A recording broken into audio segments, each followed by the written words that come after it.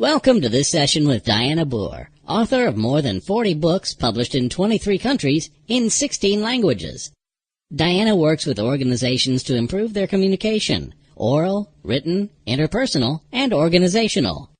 You'll hear practical principles that she shares in interviews with Good Morning America, NPR, The Wall Street Journal, and Forbes. Go to Booher.com to receive her Communication Tip of the Month and other training resources.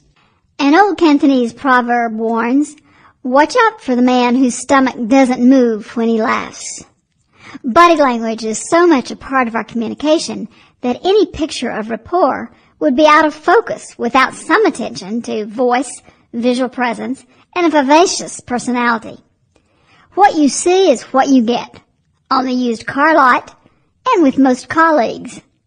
I'm Dianna Booher, and this program is all about what your body language and voice say about your attitude and personality, and how much others read between the lines when they talk to you face to face. We'll focus on how you can use your body language and voice to get what you want from others, to make that all-important connection, to build rapport, and motivate people to act. In fact, let me start by mentioning an experience I had in a consulting project early on in my career. My firm was leading a workshop on presentation skills for a corporate client. In those classes, we always have participants stand before the group and give several presentations to practice their new skills and receive critique from their peers. In one particular workshop, we had an excellent presenter from the moment the class began. Energetic, enthusiastic, great movement, gestures, polished content. Gary really engaged the audience.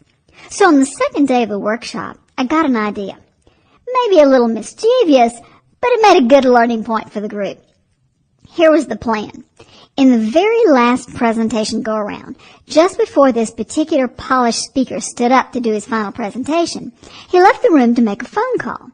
So I asked the group to help me with this little experiment. I asked them to fake boredom during the presentation, to look at their watches, frown, let their eyes wander, sigh, shuffle in their seats, and so forth. The idea was to see if their body language would affect the presenter in any way. So after a moment or two, Gary comes back into the room and gets up to do his presentation. About a minute into the talk, the group starts the little experiment. Gary's audience is shuffling, digging through handbags, playing with their cell phones. And all this is going on, Gary grows more and more flustered. He keeps trying different things to regain their attention. At first, he moves more. He makes bigger gestures. They continue their bored body language. So then Gary begins to try to engage them by raising his voice. He inflects key words. Sample complete. Ready to continue?